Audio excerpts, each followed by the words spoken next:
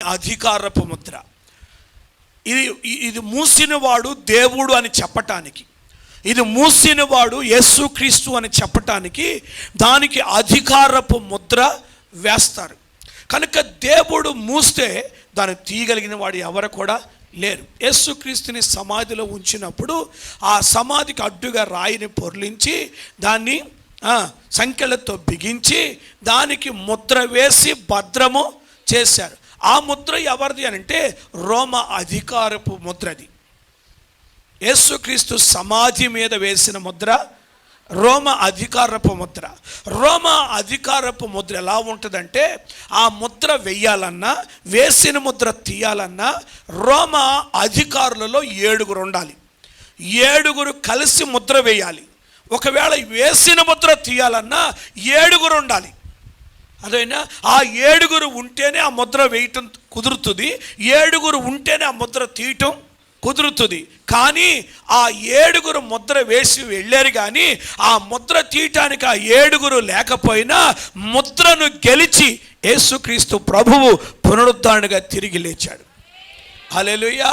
కానీ ఇప్పుడు అపవాదిని, సాతానుని, ఘట సర్పాన్ని అగాధములో పడవేసి దాన్ని మూసివేసి దానికి ముద్ర వేస్తే 1000 సంవత్సరాలు ఆ ముద్ర తీయగలిగిన వాడు ఒక్కడు కూడా. 1000 సంవత్సరాలు ఆ అపవాది అగాధములోనే ఉంది. ఈ 1000 సంవత్సరాలు ఆ అగాధములో సాతాన్ని బంధించాడు. అదే 1000 సంవత్సరాల్లో చనిపోయిన వారిని, క్రీస్తు కొరకు హతసాక్షులైపోయిన వారిని, శిరఛేదన చేయబడిన వారిని, అనగా అబద్ధ ప్రవక్త, క్రూర మృగం ఏ భక్తులైతే హింసించి చంపేసి శిరఛేదన చేశారో ఆ హతసాక్షులైనటువంటి వారిని దేవుడు లేవనెత్తాడు. హల్లెలూయా. అపవాదినేమో మూసిపెట్టాడు,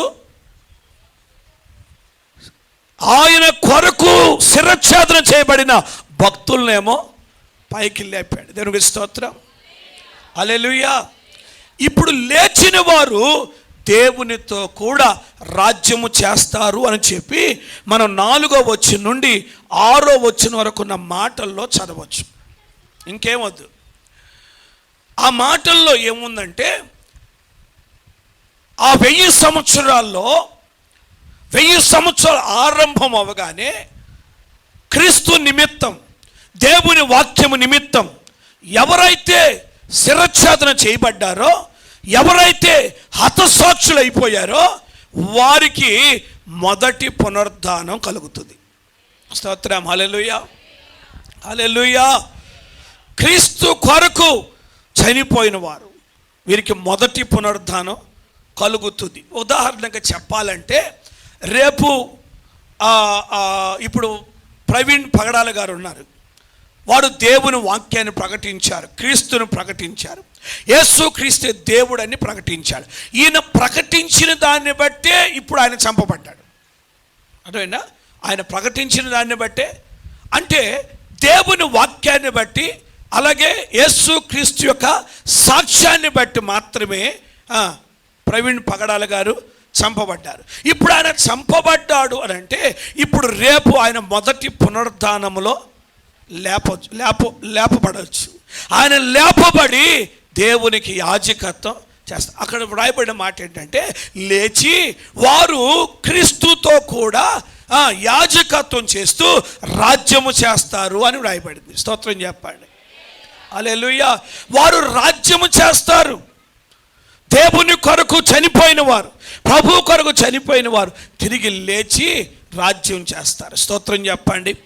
ఇది రేపు, ఈ వాక్యం అంతా కూడా రేపు భవిష్యత్తులో జరగవలసిన వాక్యం. ఇది అర్థమైందా? రేపు భవిష్యత్తులో జరుగుతుంది ఈ వాక్యం. 1000 ఏండ్ల పరిపాలన రాబోతుంది. ఆ 1000 ఏండ్ల పరిపాలనలో జరిగే సంభవాలు ఏంటంటే, ఒకటి, సాతాను అగాధంలో పడవేసి మూసి పెడతాడు, సమాధుల్లో ఉన్న వారిని పైకి పునరుద్ధాన శక్తితో లేపుతాడు. ఆ పునరుద్ధాన శక్తి పొందిన వారు యాజకత్వం చేస్తారు. ఆ పునరుద్ధాన శక్తి పొందిన వారు క్రీస్తుతో కూడా 1000 సంవత్సరాలు రాజ్యపాలన చేస్తాం. మనం పాడుకుంటాం ఆ పాట, 1000 ఏండ్లు యేసు రాజుగా వచ్చుచున్నాడు, భూలోకమంతా రాజుగా వచ్చుచున్నాడు, భూలోకమంతా 1000 ఏళ్ళు ఇళ్ళపై యేసు రాజ్యమేలును, 1000 ఏళ్ళు రాజ్యమేలును, లోక రాజ్యములన్నీ ఆయనవే యగును, ఈ లోక రాజ్యములన్నీ ఆయనవే యగును. నీతి శాంతి వర్ధిల్లును, నీతి శాంతి వర్ధిల్లును, న్యాయమే కనబడును, న్యాయమే యేసు రాజుగా భూలోకమంతా, యేసు రాజుగా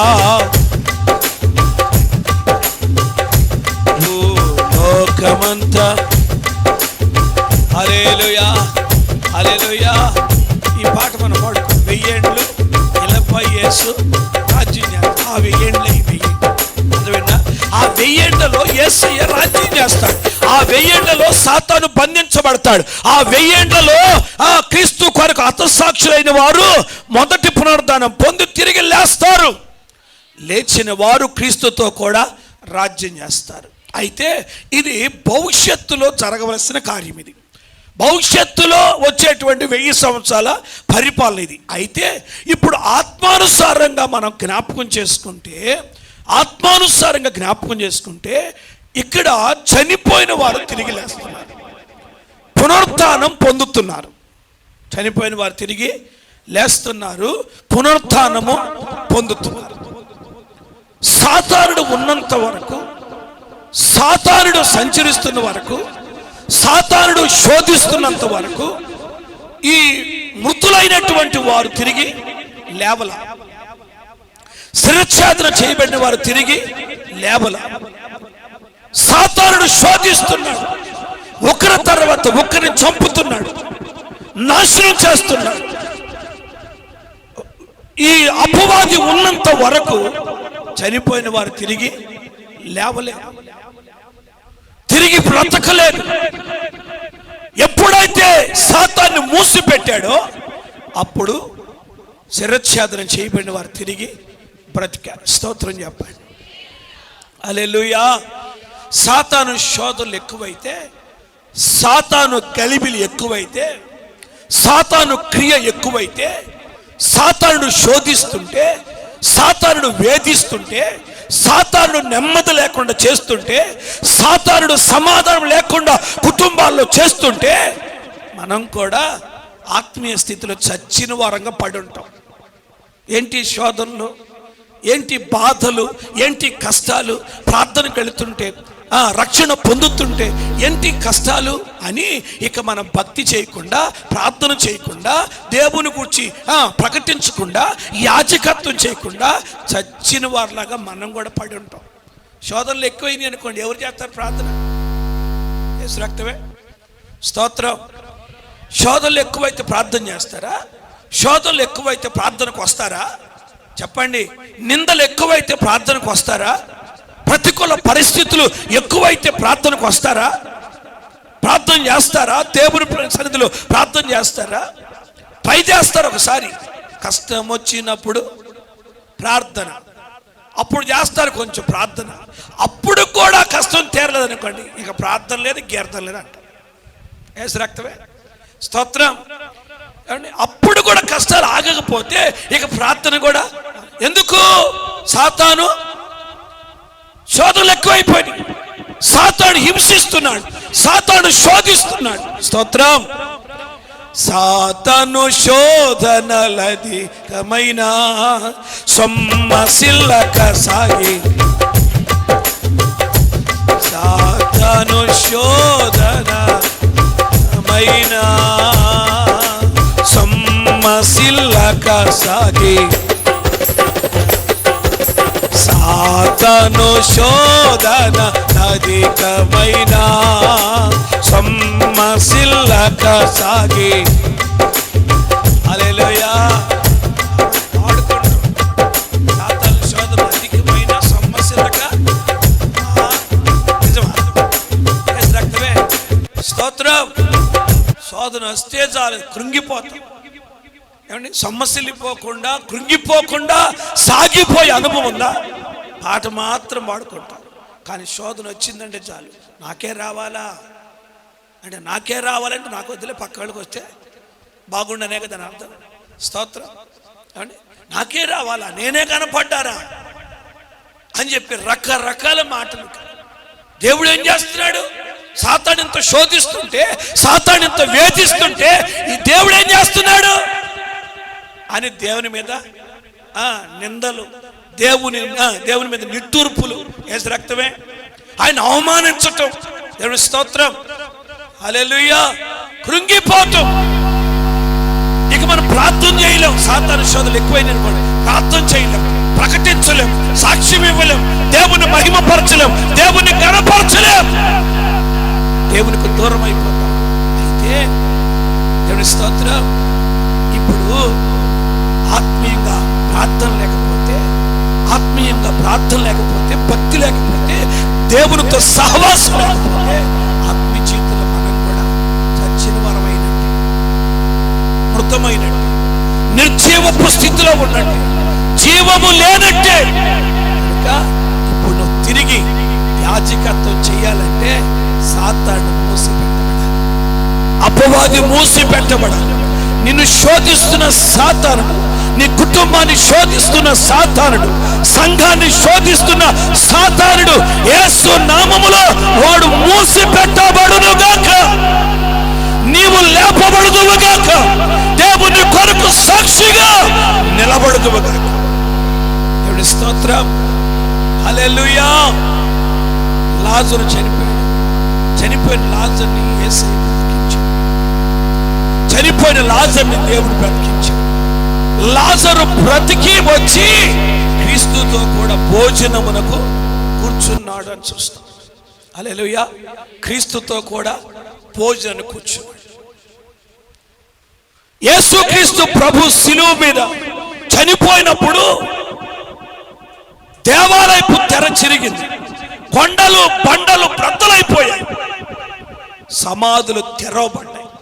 ఆ సమాధిలోండి కొందరు పరిశుద్ధులు లేచారు. వారు లేచిన వారు యెరూషలేముకి వెళ్ళి అనేకులకు కనబడ్డారు. స్తోత్రం. యెరూషలేముకి వెళ్ళి అనేకులకు కనబడ్డారు. బ్రతికిన వారు యెరూషలేముకి వెళ్ళారు. బ్రతికిన లాజరేమో ఎక్కడికి వెళ్ళాడు? యేసుతో కూడా భోజనానికి కూర్చున్నాడు.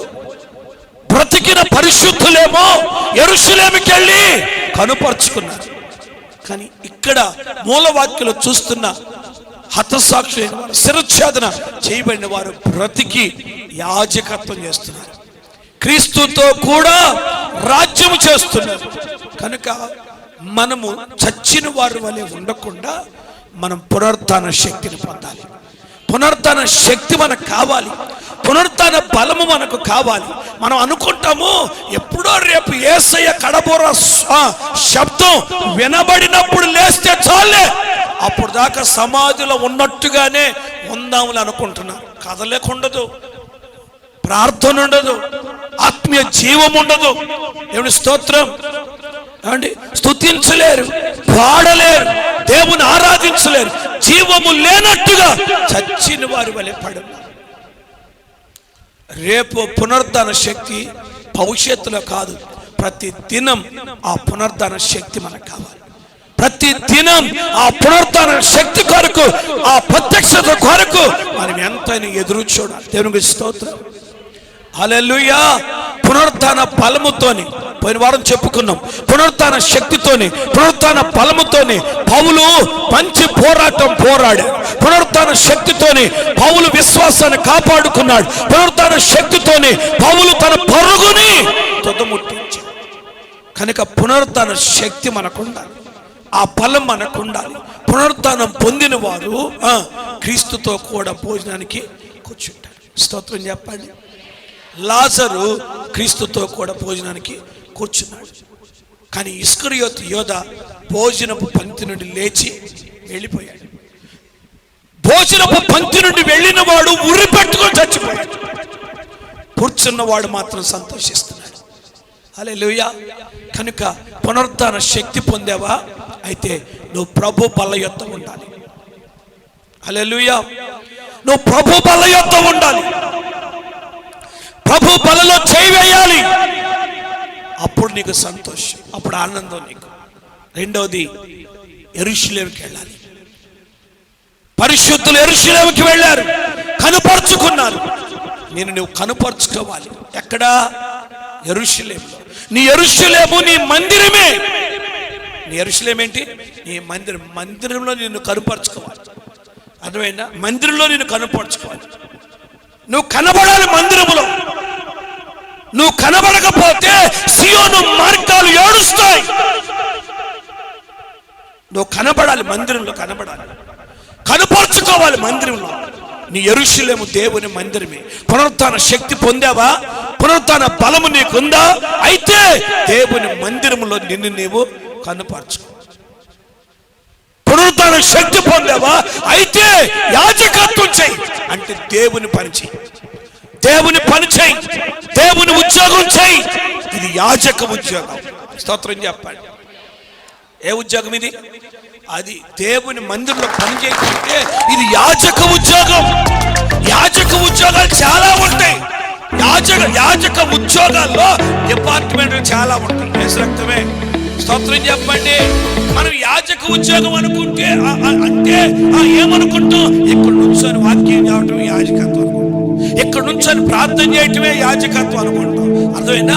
యాజక ఉద్యోగాల్లో ఎన్ని డిపార్ట్మెంట్లు ఉన్నాయి అనుకున్నా? యేసు రక్తమే. ఎన్ని విభాగాలు ఉన్నాయి అనుకున్నా? స్తోత్రం. హల్లెలూయా. అర్థమైనా? నీళ్లు పోయటం ఒక ఉద్యోగం, యాజక ఉద్యోగం. అర్థమైనా? కట్టెలు ఏరుకు రావటం యాజక ఉద్యోగం. కట్టెలను ఇక్కడ మండించడం యాజక ఉద్యోగం. మండిన కట్టెల నుంచి వచ్చిన బూడిద ఎత్తిపోయటం యాజక ఉద్యోగం. స్తోత్రం చెప్పరే. హల్లెలూయా. దహన బలుగా వచ్చినటువంటి పశువును వధించటం యాజక ఉద్యోగం. పావురాన్ని వధించటం యాజక ఉద్యోగం. స్తోత్రం. హల్లెలూయా. దీపం వెలిగించటం యాజక ఉద్యోగం. ఎన్ని ఉద్యోగాలు ఉంటాయి అనుకున్నా? స్తోత్రం చెప్పండి. హల్లెలూయా. మనం మందిరంలో దేవుని యాజక ఉద్యోగాలు ఉంటాయి. మందిరం ఓడటం కూడా యాజక ఉద్యోగమే. అంటులు అడగటం కూడా యాజక ఉద్యోగమే. ఆహారం వడ్డించటం కూడా చెప్పండి యాజక ఉద్యోగమే. యేసు రక్తమే. స్తోత్రం. అరేనా? ప్రార్థన చేయటం, పాట పాడటం, స్తుతించటం, ఆరాధించటం, ఆహారం వండటం, వడ్డించటం, ఇవన్నీ ఏంటి చెప్పండి అమ్మా? యాజక ఉద్యోగాలే. స్తోత్రం. హల్లెలూయా. హల్లెలూయా. ఈ ఉద్యోగాలు ఏమి చేయకుండా, యాజకత్వం చేయకుండా నీవు మౌనంగా ఉంటే నీవు ఇంకా లేపబడలేదని అర్థం. ఇంకా సమాధిలోనే ఉన్నామని అర్థం. కనుక నువ్వు లేపబడాలి. నువ్వు లేవటానికి, నిన్ను నిలబెట్టుకోవటానికి, నిన్ను వాడుకోవటానికి, నిన్ను శోధిస్తున్న సాతాను శోధనలను కొట్టివేసి సాతాన్ని మూసిపెట్టి ప్రభుని లేవనెత్తుతున్నాడు. సాతాన్ని పారద్రోలి ప్రభుని లేవనెత్తుతున్నాడు. కనుక ప్రభు నీ పట్ల ఎంత గొప్ప కార్యం చేశాడు. కనుక ప్రభువు కొరకు యాజకత్వం చేయి. క్రీస్తుతో కూడా రాజ్యము చేయి. మౌనంగా ఉండే సమయాలు కాదివి, ఊరకన ఉండే సమయాలు కాదివి, యాజకత్వం చేసే సమయం. ఒకటి, ఆయనతో కూడా కూర్చుండి భోజనం చేయాలి, బల్ల యొద్ద కనబడను. రెండోది, యెరూషలేములో కనబడాలి, మందిరంలో కనబడాలి. మూడోది, దేవుని పని చేయాలి. దేవుని పని చేయాలి. ఇది గొప్ప పని, ఇది మిక్కిలి గొప్ప పని, ఇది విలువైన పని. ఈ యాజకత్వం చేయాలి. మందిరంలో ఏం చేస్తావు? నీకేం చేస్తావు? స్తోత్రం. హల్లెలూయా.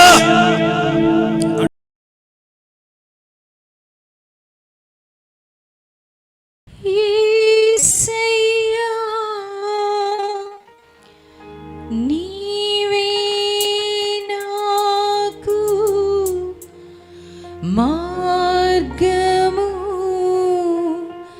సత్యము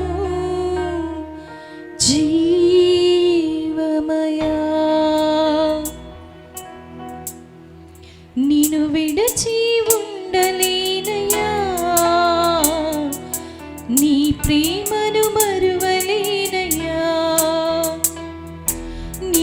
విడచి ఉండలేనయ్యా,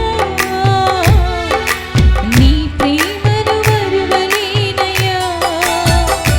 నన్ను ప్రేమించెను, నన్ను విడిపించెను, నన్ను దీవించెను, నన్ను బ్రతికించెను, అనుక్షణము రక్షించెను.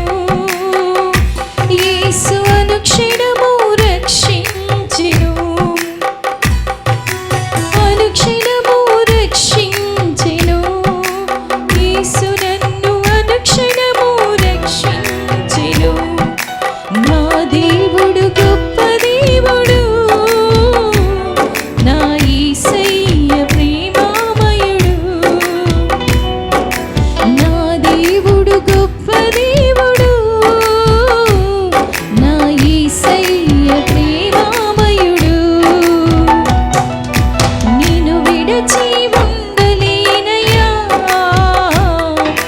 నీ ప్రేమను మరువలేనయ్యా. నిన్ను విడచి ఉండలేనయ్యా, నీ ప్రేమను మరువలేనయ్యా.